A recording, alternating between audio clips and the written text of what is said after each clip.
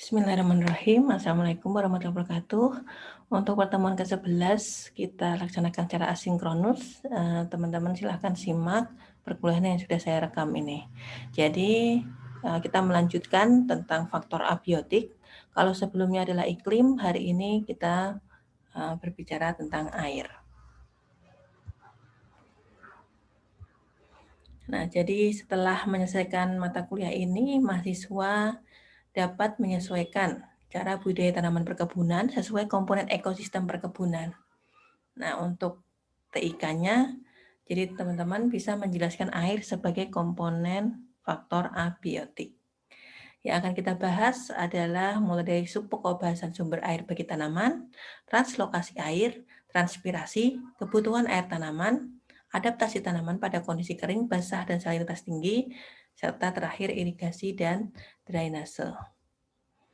Nah, yang pertama, air sebagai sumber utama kehidupan bagi tanaman. Nah, yang pertama, kenapa air ini adalah sumber utama kehidupan tanaman, merupakan komponen utama tanaman. Jadi, 80% protoplasma pada sel tanaman itu terdiri atas air. Sesuai juga dengan fungsi air nih bagi tanaman. Kita ingat ya, dalam proses fotosintesis, tanaman membutuhkan air. Ya, air dan karbon dioksida untuk menghasilkan glukosa dan oksigen. Kemudian juga air digunakan sebagai pelarut bahan pada reaksi kimia. Jadi fungsi air ini kan bereaksi pada reaksi terang dan gelap pada fotosintesis, otomatis melarutkan bahan-bahan pada reaksi kimia pada reaksi terang dan gelap tersebut. Kemudian dengan adanya air bisa mengatur suhu tanaman. Jadi tanaman seperti kita, ketika kita ingin hidup dengan nyaman, tentu suhunya harus sesuai. Nah, tanaman juga punya cara tumbuh pada suhu tertentu. Kemudian fungsi air bagi tanaman selanjutnya yaitu mengatur tekanan turgor. Nah, tekanan turgor ini penting ya, bagaimana mulai dari akar itu bisa menyerap unsur hara sampai juga menyerap air, kemudian dibawa ke seluruh ke daun terutama untuk proses fotosintesis. Nah, itu memerlukan tekanan turgor. Jadi fungsi air bagi tanaman mulai dari tadi fotosintesis, pelarut bahan, kemudian mengatur suhu, penyusun utama protoplasma, serta mengatur tekanan turgor. Sebenarnya ada banyak lagi ya, tapi yang utama yang saya sebutkan tadi. Nah, bagaimana sumber air untuk tanaman ini? Sumbernya dari mana? Jadi tentu kita tahu ya, di tanah itu ada air tanah. Kemudian dari hujan itu air curah ya, air hujan karena siklus pembentukan siklus tersedianya air itu berputar ya. Kemudian juga air permukaan, artinya air yang bisa kita lihat ada di permukaan terkumpul seperti danau, sungai, laut, dan sebagainya, itu masuk ke air permukaan. Jadi sumber air bisa dari tanah, air permukaan, serta air hujan. Selanjutnya ada neraca air. Neraca air tadi, jadi air di permukaan bumi ini jumlahnya atau volumenya itu tetap. Kecuali ya kalau ada yang bawa air ke Mars atau dibawa astronot ke bulan dan sebagainya. Nah, tapi kenapa nih ada daerah yang kekurangan air, ada yang kelebihan air? Ya tadi, karena ada perputaran atau neraca air tanah ini.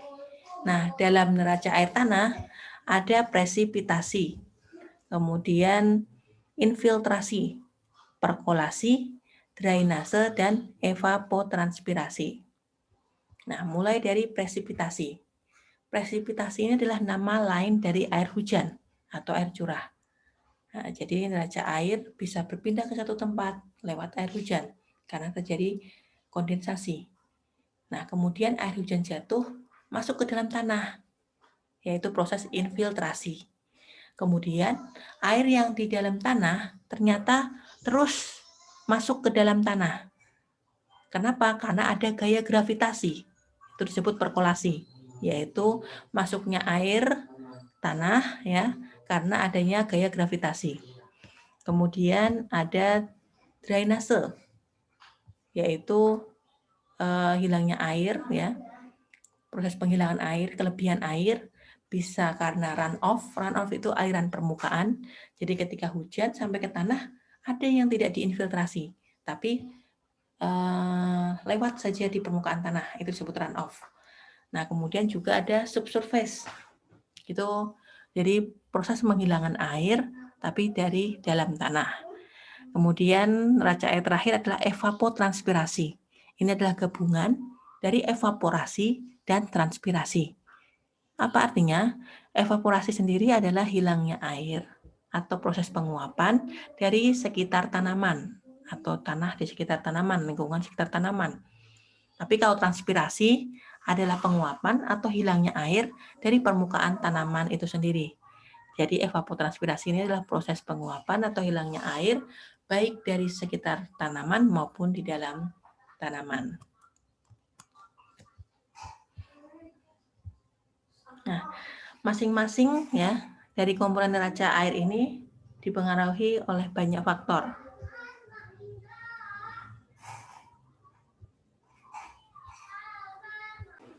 Nah, berikut adalah proses siklus air, yaitu proses bagaimana neraca air ini berpindah dari satu tempat ke tempat yang lainnya. Jadi yang pertama presipitasi ya. Presipitasi adalah air hujan yang jatuh ke tanah. Dari mulai presipitasi ini bisa jatuh di mana saja. Contohnya di sini di permukaan yang lebih tinggi, pegunungan. Kemudian ada air yang masuk infiltrasi ke dalam tanah. Nah, yang infiltrasi terus masuk karena perkolasi bisa menjadi groundwater atau air tanah. Nah, air tanah ini bisa juga keluar ke air permukaan berupa danau. Kemudian air yang ternyata ada air yang tidak masuk dalam tanah karena runoff. Di sini runoff, aliran permukaan masuk ke danau ataupun ke laut. Nah, kemudian ada juga air yang di permukaan yang menguap karena evapotranspirasi. Jadi terkondensasi, berkumpul, membentuk awan kembali, hujan kembali. Nah, termasuk air laut ataupun air danau.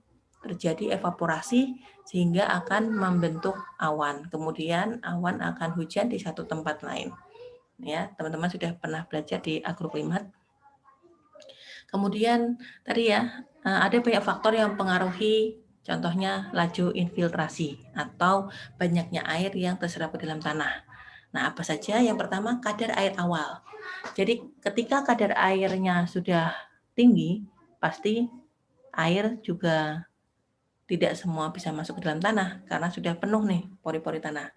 Nah, tapi kalau kadar air pada tanah lebih kering, lebih rendah, otomatis infiltrasi lebih mudah. Kemudian struktur tanah. Nah, struktur tanah seperti pasir, lempung, liat itu akan mempengaruhi banyaknya air yang bisa terserap oleh tanah. Nah, struktur tanah pasir pasti lebih mudah melewatkan air dibandingkan struktur tanah yang liat. Karena liat pori-porinya sangat dekat ya, atau sangat agregatnya sangat tinggi sehingga menyulitkan infiltrasi. Beda dengan pasir yang antar partikel tanahnya bisa berjauhan, lebih mudah masuk air. Kemudian mengembangnya koloid. Nah, tadi partikel tanah itu punya kemampuan untuk menyerap air. Nanti akan dijelaskan tentang water holding capacity, kemampuan mengikat air. Jadi ketika ada air, partikel tanah itu akan mengembang koloidnya. Nah, jadi kemampuan mengembangnya koloid akan mempengaruhi infiltrasi air. Kemudian suhu tanah dan air.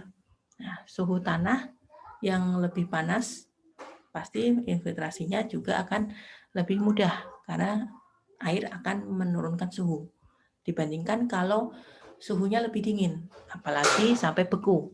Nah, infiltrasi air akan berkurang. Kemudian lamanya hujan. Nah, hujan yang cuma sebentar atau rintik-rintik, gerimis dibandingkan hujan deras juga nanti akan mempengaruhi infiltrasi karena ada kecepatan air yang jatuh yang akan mempengaruhi masuknya air ke dalam tanah. Kemudian terakhir permeabilitas permukaan atau permukaan yang permeabel. Jadi mudah dimasuki oleh air atau tidak. Ini tergantung struktur porinya. Apakah struktur porinya lebih renggang atau lebih kuat, sehingga permeabilitasnya rendah. Nah, kadang hujan yang terlalu deras bisa merusak agregat juga. Jadi agregat tanah, apalagi pasir nih, hujan deras, pasirnya ikut terbawa oleh air. Nah, kemudian irigasi dengan lumpur, contohnya pada sawah. Nah, di sawah itu kan awalnya agregatnya lebih padat, tapi kemudian diisi air irigasi. Dilakukan pembajakan berulang-ulang. Akhirnya terbentuklah tanah sawah yang sangat berlumpur. Jadi usaha irigasi tersebut ternyata membuat permeabilitas permukaannya berubah nih. Yang awalnya mungkin liat, yang padat, karena dibajak, diairi, akhirnya terbentuklah lumpur. Kemudian terakhir permeabilitas permukaan ini juga mempengaruhi proteksi atau vegetasi di atas tanah. Jadi kalau di atas tanahnya ada mulsa, ada vegetasi, tentu infiltrasi juga akan berbeda dengan kalau tidak ada mulsa dan vegetasi. Jadi kalau vegetasi itu berupa rumput, ya, rumput itu ketika ditanam di area yang terbuka, dibandingkan area terbuka yang tidak ada rumputnya, biasanya air akan terbawa aliran permukaan. Tapi kalau ada vegetasi atau mulsa organik, nah air akan lebih banyak tertampung atau tersimpan di bawah vegetasi tersebut. Nah, kemudian kita lanjutkan bentuk utama air di dalam tanah. Nah, bentuk utama air di dalam tanah ini maksudnya bagaimana air ditahan di dalam partikel tanah. Nah, jadi ada berbagai cara dan kekuatan. Di sini terlihat ya, ada air higroskopik, kemudian air kapiler, dan air gravitasi. Nah, di sini dibatasi. Ada wilting point, ini adalah titik layu permanen, field capacity, kapasitas lapang. Nah, air higroskopik, jadi ketika kita siram, ya, air ini tidak terlalu banyak di luar pori, jadi bisa diserap oleh tanaman. Kalau air kapiler, di sini sudah kemampuan air untuk menyerap tanaman sudah penuh dan masih ada pori-pori sekunder ya yang bisa menyerap air. Nah, jadi di sini semua pori-pori terbentuk masih bisa menyerap air. Nah, sedangkan kalau air gravitasi, jadi semua ruang pori sudah penuh, bahkan ada kelebihan air yang akhirnya masuk ke dalam tanah karena gravitasi, termasuk juga karena kelebihan air. Nah, dalam menghitung kapasitas lapang, nanti kita ada air tersedia. Nah, jadi kapasitas lapang adalah air tersedia dikurangi titik layu permanen.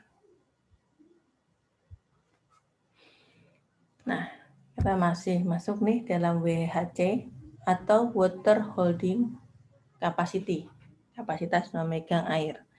Nah, jadi setiap pori tanah atau partikel tanah punya kemampuan untuk memegang air atau mengikat air. Nah, ditentukan oleh apa? Yang pertama adalah jumlah pori. Jadi jumlah pori-pori tanahnya bagaimana? Jadi semakin liat, pori-pori tanah itu semakin banyak dibandingkan pasir. Kalau pasir itu pori-porinya sedikit di dalam partikel tanahnya, tapi jumlahnya besar, bentuknya lebih besar-besar. Nah, jadi jumlah pori nanti akan dipengaruhi oleh tekstur dan struktur tanah tadi. Apakah debu, pasir, liat, dan lempung. Nah, kemudian karakteristik pori. Nah, apakah liat yang kapiler atau pasir yang non-kapiler. Jadi pori yang liat sifatnya adalah kapiler, pori yang pasir sifatnya non-kapiler. Kemudian karakteristik hidroskopik pori. Jadi kemampuan dia untuk menyerap air. Jadi secara higroskopik pori-pori tanahnya seperti apa. Nah, untuk ketersediaan air bagi tanaman atau air tersedia, Di sini merupakan konsep untuk menunjukkan kemampuan tanah memegang air dalam bentuk tersedia bagi tanaman. Nah, tadi istilahnya sudah kita perkenalkan di awal ya, dan minggu lalu ada kapasitas lapang, ada titik layu permanen, ada air tersedia. Nah, kapasitas lapang ini di mana tanah itu seluruh ruang porinya sudah penuh air atau maksimum water holding capacity-nya. Bahkan hingga ada air gravitasi atau terjadi perkulasi karena ada kelebihan air.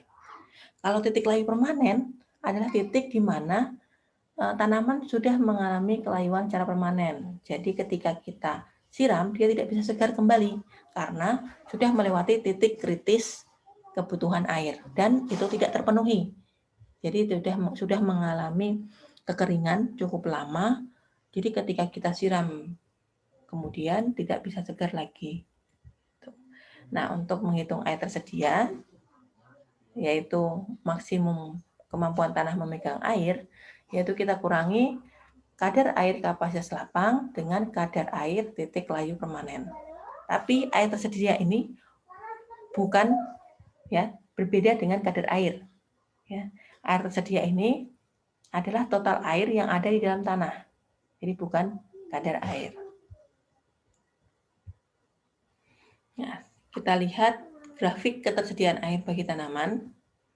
Nah, di sini ada berbagai struktur tanah, yaitu pasir, lempung berpasir, lempung, kemudian lempung liat, liat lempung, hingga liat. Nah, kita lihat di sini adalah saat air tidak tersedia, yang atas adalah air tersedia. Kemudian ada garis yang memisahkan air tersedia dengan tidak tersedia, yaitu titik layu permanen atau titik TLP. Ternyata semakin strukturnya ke pasir, air tersedianya makin sedikit karena kemampuan pasir ya untuk mengikat air lebih rendah. Kemudian semakin ke liat, kemampuan untuk mengikat air makin tinggi. Dan sampai titik tertinggi ini adalah kapasitas lapang. Nah, jadi kapasitas lapang dikurangi titik layu permanen, kita akan mendapatkan air yang tersedia atau available water.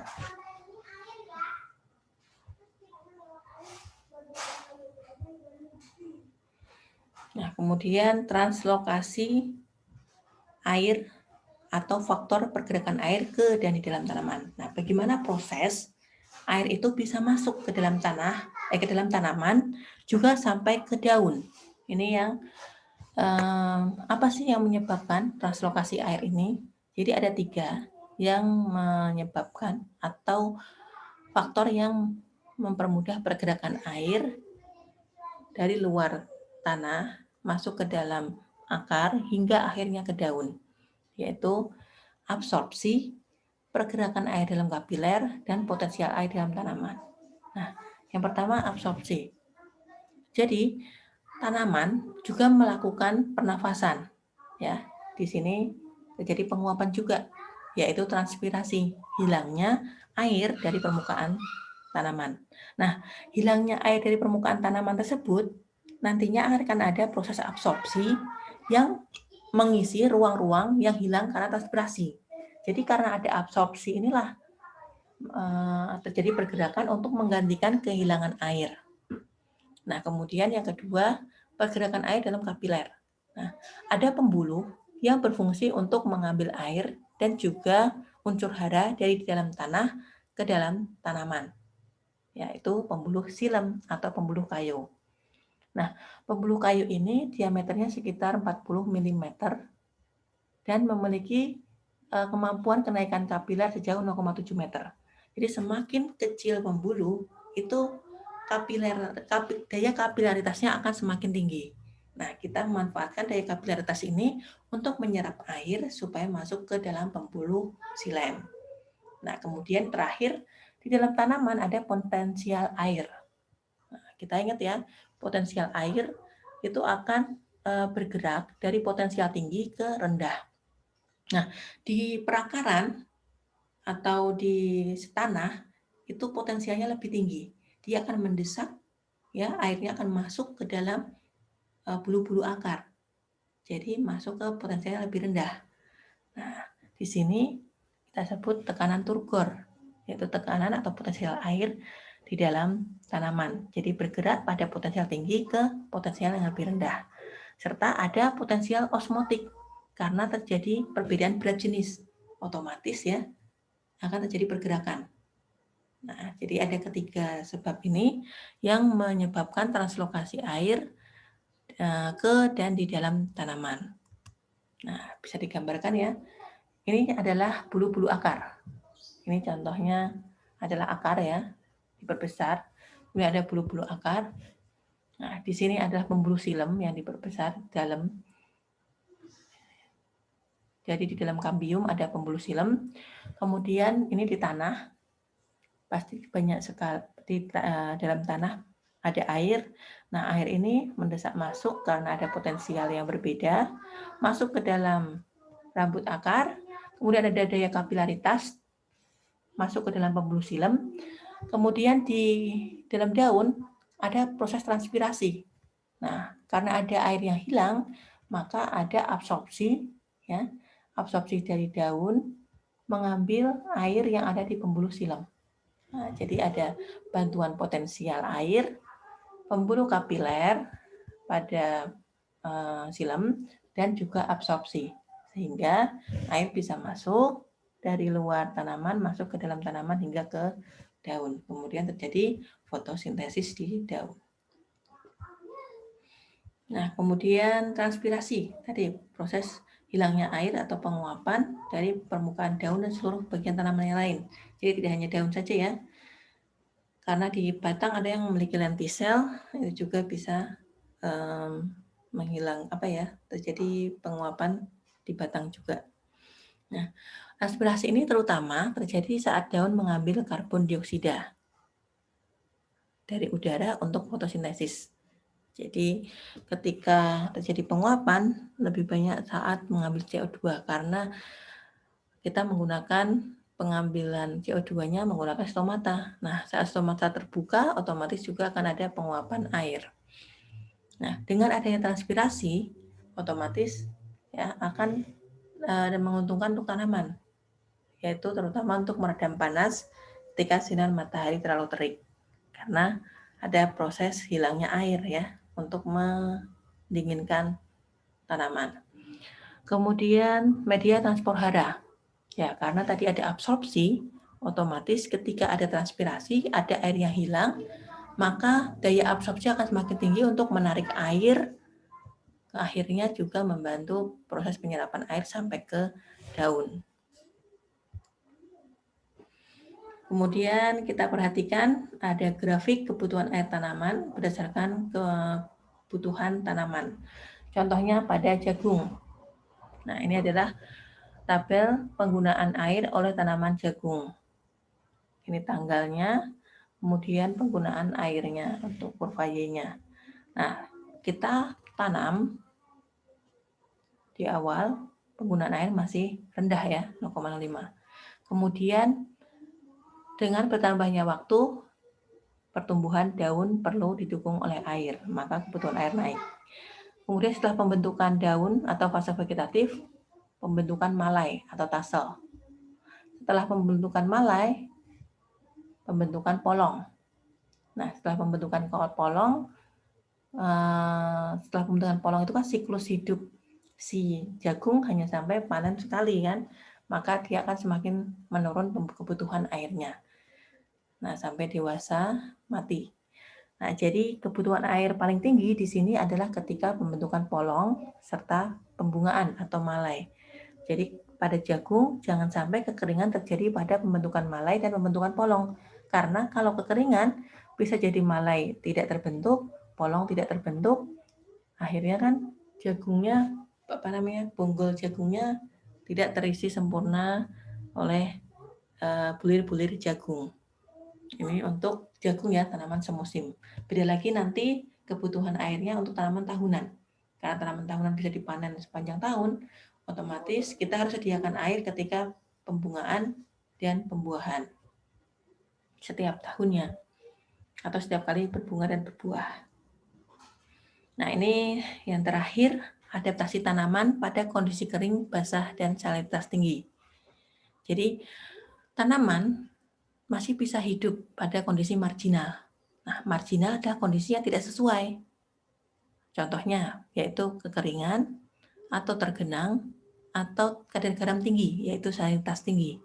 Nah, bagaimana proses adaptasinya akan berbeda-beda. Yang sebelumnya, kita harus tahu dulu nih, efek kekeringan pada tanaman. Nah, dengan tanaman yang kekurangan air, otomatis dia akan menutup stomata supaya transpirasi berkurang atau penguapan air berkurang karena tanaman tersebut membutuhkan air yang lebih banyak nih. Nah, kemudian yang kedua, fotosintesis terhambat. Nah, stomata membuka itu kan untuk mengambil karbon dioksida. Kalau stomata terus menutup, otomatis fotosintesis terhambat. Nah, kalau fotosintesis terhambat, hasil fotosintesis berkurang. Akhirnya, pertumbuhan tanaman terhambat karena pertumbuhan tanaman bergantung kepada hasil fotosintesis. Nah, setelah itu pertumbuhan terhambat otomatis akan mempengaruhi perkembangan morfologi tanaman. Jadi bisa tanaman jadi kerdil, daunnya lebih sempit, akarnya lebih pendek. Nah, itu karena kekeringan. Dan pada akhirnya, pada fase generatif atau reproduktifnya, pasti juga akan terhambat. Pembentukan bunga, pembentukan buah, atau terjadinya penyerbukan, otomatis juga akan terhambat karena efek kekeringan.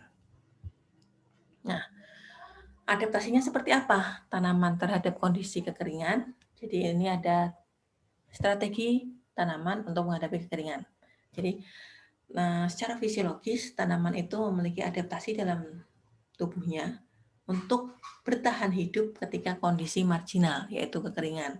Yang pertama, toleransi, yaitu menghemat air ya, tadi dengan cara menutup stomata. Kemudian mengatur osmotik, jadi potensial airnya diatur supaya tidak terlalu banyak penguapan, pembagiannya mereka jadi dalam daun ataupun di dalam batang mengatur tekanan air supaya merata walaupun jumlah airnya sedikit. Nah, kemudian yang kedua membebaskan diri, escape.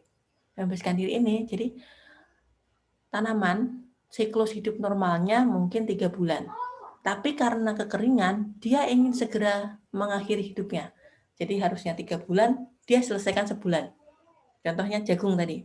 Jagung hingga panen itu butuh waktu 3 bulan, dari vegetatif hingga generatif, dari mulai tumbuh hingga terbentuk bunga, buah, dan baru mati, atau siklus hidup selesai. Tapi karena kekeringan, bisa jadi nih, baru sebulan dia sudah tumbuh malai, terbentuk polong, dan akhirnya mati. Tapi ukurannya tanamannya kerdil, polongnya kecil, bonggol apa yang namanya, jagungnya lebih kecil, tidak terisi semua oleh bulir jagung. Itu kenapa? Karena si tanaman tadi kekeringan dan ingin segera menyelesaikan siklus pertumbuhannya. Nah, ada juga pilihan terakhir, yaitu dorman, istirahat. Ini lebih banyak di tanaman gulma ya, atau rumput-rumputan, teki. Nah, dia akan memilih dorman ketika kekeringan. Nah, baru ketika ada musim penghujan lagi, dia tumbuh lagi. Ini ya, setelah ada 2 strategi menghadapi kekeringan. Nah, selanjutnya irigasi dan drainase. Nah, berbeda kegiatan keduanya, irigasi adalah proses memberikan air. Drainase menghilangkan kelebihan air. Nah, artinya air irigasi ini, air yang diberikan kepada tanaman harus air yang berkualitas ya. Air yang sesuai dengan kebutuhan tanaman. Tapi kadang-kadang tanaman tumbuh di area yang memerlukan adaptasi tinggi dengan kualitas air yang berbeda atau lebih rendah. Contohnya ketika kadar garamnya tinggi atau salinitasnya tinggi. Nah, satuan kadar garam atau TDS, total dissolved solute, ini ya, bisa dihitung dengan EC, electrical conductivity, dengan satuan DS per M atau mMOS per centimeter. Contohnya untuk EC air laut itu sampai 50 hingga 60 DS per meter. Nah, sampai pada kadar berapa nih air masih bisa hidup pada salinitas tinggi. Nah, kita harus menghitung persen natrium dipertukarkan. DD ini dipertukarkan. Kenapa natrium? Karena garam itu kan kimianya NaCl. Nah, yang rawan pada tanaman ini kalau natriumnya tinggi. Jadi kita harus menghitung persen natrium yang dapat dipertukarkan. Nah, artinya pada kadar natrium berapa nih akan menyebabkan toksik atau keracunan. Nah, jadi ini adalah rumus untuk menghitung kadar natrium dapat dipertukarkan atau DD dalam persen, yaitu jika sudah diketahui natrium dapat dipertukarkan dalam mili ekuivalen dibagi kapasitas tukar kation dalam satuan yang sama, mili ekuivalen, kemudian kali 100%. Nah, nanti kita dapat persentase NaDD atau natrium dapat dipertukarkan, kemudian tinggal kita cek nih kemampuan adaptasi tanaman pada persen NaDD berapa dia masih bisa tetap tumbuh dan berkembang. Nah, kalau ternyata nih tanaman tetap tumbuh di daerah kadar garam tinggi atau salinitas tinggi, efeknya apa? Nah, ada 3 efek osmotik dari salinitas atau kadar garam tinggi. Yang pertama, gradien potensial air dari tanah berkurang. Sedangkan potensial air itu adalah yang menyebabkan air dalam tanah bisa masuk ke akar. Tapi karena airnya mengandung garam, nah potensial airnya tentu berubah karena mengandung garam. Berat jenisnya lebih berat. Nah, bisa jadi akan menyulitkan air masuk ke dalam tanaman atau masuk ke dalam akar. Nah, kemudian yang kedua, produksi hormon sitokinin berkurang, tapi asam absisik meningkat. Nah, jadi dalam tanaman ada hormon yang secara alami sudah ada ya, hormon pertumbuhan, auksin, giberelin, sitokinin, asam absisat, dan sebagainya. Nah, ternyata kalau kadar garam tinggi, sitokinin berkurang, ini untuk pertumbuhan, hormon pertumbuhan, asam absisat meningkat, ini lebih ke generatif, jadi otomatis tanaman nanti juga akan mempercepat proses siklus hidupnya. Nah, kemudian yang ketiga, otomatis juga akan meningkatkan salinitas dalam jaringan tanaman. Nah, natrium dalam tanaman akan lebih tinggi, nantinya mempengaruhi fotosintesis serta respirasi. Kemudian ada ion spesifik yang sangat berpengaruh, contohnya boron. Boron ini adalah unsur hara mikro yang harus ada pada tanaman. Karena mikro, jadi kebutuhannya sedikit. Tapi karena salinitasnya tinggi, maka boron ini tersedia lebih banyak. Nah, justru kalau banyak, akhirnya toksik ke tanaman atau tanaman malah racunan kalau dalam jumlah boron yang banyak. Itu tadi untuk salinitas. Nah, kemudian kita ingin mengelola irigasi. Nah, dalam pengelolaan irigasi, kita harus tahu faktor-faktor yang menyebabkan akar bisa tumbuh dalam atau malah dangkal. Nah, kedalaman akar dipengaruhi juga pada daerah-daerah yang cukup oksigen. Ya. Nah, kita misalkan pada tanah liat. Ini tanah liat nih. Pada tanah liat, ruang pori tanahnya sangat padat. Ruang pori makronya sedikit. Otomatis ini dilihat oksigen itu lebih sedikit karena ruang porinya sangat padat. Karena sangat padat, akhirnya perakaran yang terbentuk dangkal. Maka kedalaman air yang bisa diserap oleh tanaman juga akan dangkal. Dan artinya ketersediaan airnya sedikit.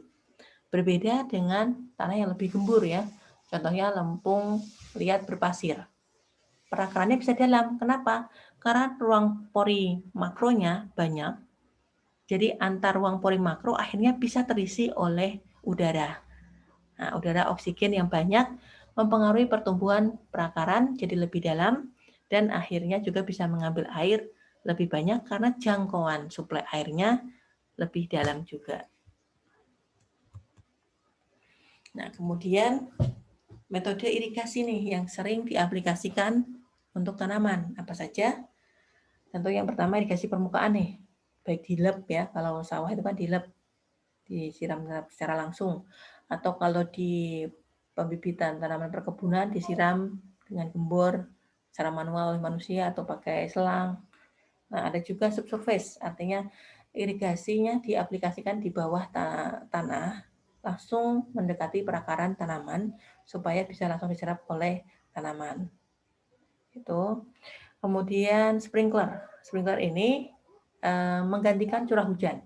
Jadi ada alat yang kita pasang dengan posisi lebih tinggi, kemudian akan menyiramkan air berbentuk curah untuk menggantikan hujan.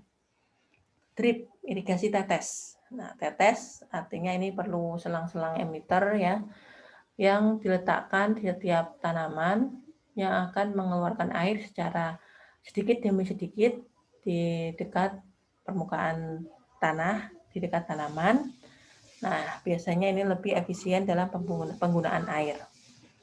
Kemudian bisa juga diinjeksikan atau disuntikan pada bagian-bagian tanaman yang memerlukan air lebih banyak. Kemudian ada juga metode irigasi pada hidroponik. Pada hidroponik itu kan ada sistem NFT, nutrien film teknik, jadi dialirkan dalam suatu lapisan tipis, atau deep flow teknik, DFT, jadi direndam perakarannya, atau bahkan mungkin bisa aeroponik, artinya perakarannya disemprotkan air dalam bentuk mist atau kabut ya, jadi udara lebih banyak. Nah, jadi ada berbagai macam metode irigasi dalam hidroponik. Yang terakhir intermiten. Intermiten itu jadi kadang diirigasi, kadang tidak, secara bergantian. Nah, sekarang untuk pengolahan sawah yang efisien air sering digunakan sistem intermiten. Jadi kita menyiram atau menggenangi air pada fase-fase tanaman yang kritis kebutuhan airnya. Contohnya untuk perbanyakan vegetatif atau perbanyakan anakan. Kemudian saat pembungaan, saat pembentukan malai atau polong. Nah, selain fase-fase tersebut, air dibutuhkan sedikit, maka irigasinya tidak perlu banyak. Nah, itu intermiten. Jadi kadang diberi, kadang tidak sesuai dengan fase kebutuhan air pada tanaman. Nah, kemudian bagaimana nih air untuk tanaman kelapa sawit? Jadi terutama ya, irigasi di kelapa sawit di area pembibitan. Karena kalau sudah di lahan utama, kita tergantung pada curah hujan. Nah, di pembibitan ada pre-nursery, ada main nursery, yaitu pembibitan awal dan pembibitan utama. Nah, penyiramannya dilakukan di kedua lokasi tersebut, pre dan main. Biasanya 2 kali sehari jika tidak hujan. Ya. Hujan kurang dari 10 juga 10 mm per hari juga tetap disiram. Jadi kalau hujannya lebih dari 10 mm, kita tidak perlu menyiram. Nah, kebutuhan air di pembibitan utama pada bibit kelapa sawit ini tergantung umur. Jadi semakin tinggi umurnya tentu kebutuhan airnya makin meningkat. Nah, 3 bulan awal dia butuh 2 liter. Kemudian 3 bulan selanjutnya ditambah menjadi 3 liter per tanaman per hari. Ini contoh penyiraman di pre-nursery masih manual menggunakan gembor ataupun juga bisa selang.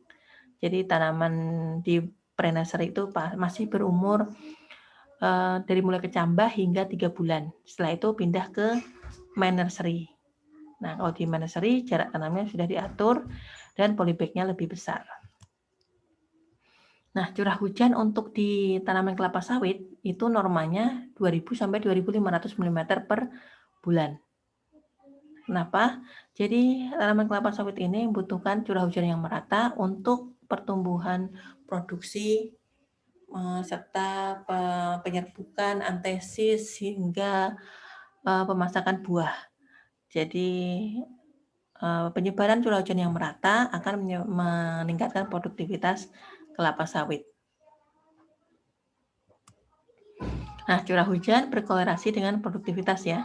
Jika curah hujan lebih rendah, otomatis buah akan lambat matang. Kemudian pembentukan daun terhambat.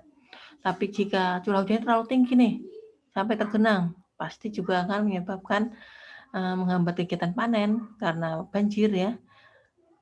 Proses pematangan buahnya juga agak terpengaruhi, bunga akan terbentuk lebih banyak, tapi terhambat penyerbukannya. Kemudian biasanya kalau curah hujan tinggi, tingkat keawanan tinggi, maka intensitas cahaya justru rendah. Akhirnya laju fotosintesis turun, produktivitas turun.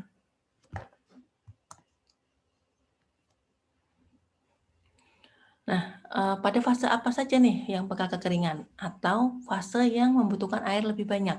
Nah, biasanya pada fase pembentukan bunga atau organ generatif.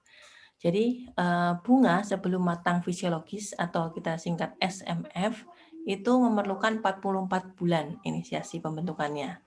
Mulai dari pembentukan perhiasan bunga, diferensiasi seks bunga yaitu putik dan benang sari, kemudian aborsi bunga pada 12 bulan. Ya, tidak boleh kekeringan, kalau tidak bunga akan gugur. Kemudian pembuahan atau antesis 6 bulan sebelum matang fisiologis. Nah, ini antesis penyerbukan ya, memerlukan air yang lebih banyak. Jadi tidak boleh mengalami kekeringan pada fase-fase perkembangan bunga ini. Untuk drainase, jadi yang membutuhkan drainase lebih banyak itu biasanya areal gambut. Kenapa? Karena kadar airnya tinggi dan terdiri atas bahan organik dan biasanya drainasenya buruk. Nah, pada drainase buruk, biasanya akar akan tergenang sehingga penyerapan hara terganggu. Kemudian kalau penggenangan terus-menerus, maka pH akan lebih rendah ya. Bisa 3, 4. Ketika pH rendah, kapasitas tukar kation akan rendah. Akhirnya, pada unsur-unsur hara tertentu akan tersedia rendah, seperti fosfor, kalium, dan magnesium itu lebih rendah tersedia pada pH rendah di lahan gambut. Nah, di sini ada perbandingan produktivitas pada lahan gambut dan lahan mineral pada kelembaban tanah yang berbeda juga. Nah, kita lihat ternyata produktivitas tertinggi pada tanah mineral, ini contohnya ini 917,6 kg per hektar, sama juga di gambut 631,7 kg per hektar, tapi rata-rata antara gambut dengan mineral lebih baik ya produktivitasnya di mineral. Nah, kelembaban tanah yang sesuai pada tanah gambut 55%, mineral 27,6%. Jadi semakin tinggi kelembabannya nanti semakin rendah juga. Ini kan semakin tinggi kelembaban pada gambut, ternyata produktivitasnya makin rendah. Begitu juga pada mineral, tapi pada kondisi tertentu ya. Kalau 33% masih baik, sangat turun ketika kekeringan. Nah, produksi juga rendah. Nah, ini untuk mengatasi lahan gambut dari segi drainase. Jadi kita harus buat parit. Kemudian parit itu juga sering dikosongkan atau cuci parit. Jadi parit untuk saluran air mengumpulkan kelebihan air drainase ya, mengumpulkan kelebihan air di lahan utama supaya tidak menggenangi lahan tanaman serta badan jalan. Nah, kemudian sangat penting ya untuk tanaman-tanaman di lahan gambut dan memiliki drainase buruk, ini harus kita buat parit. Kadang sudah ada parit alami nih, parit alur. Tapi kalau tidak ada, kita harus buat parit primer, sekunder, dan tersier. Jadi parit primer, parit utama yang bisa menampung lebih banyak air, kemudian dibuat parit sekunder menuju ke lahan tanaman. Parit tersier itu parit yang ada di lahan pertanaman untuk menghilangkan air di dekat tanaman. Nah, ini contoh parit ini tersier ya, karena lebih kecil. Parit yang untuk mengurangi air dari lahan utama. Dari parit tersier ini nanti akan berkumpul di parit sekunder dan akhirnya parit primer, parit utama yang harus kita kosongkan supaya bisa menampung air dari parit tersier dan sekunder. Nah, ini terakhir untuk untuk faktor abiotik ya. Kemarin iklim, hari ini air. Nah, Jika ada pertanyaan, silahkan nanti komen. Ini saya taruh di YouTube, ada kolom komentar di situ, nanti kita akan respon. Terima kasih. Wassalamualaikum warahmatullahi wabarakatuh.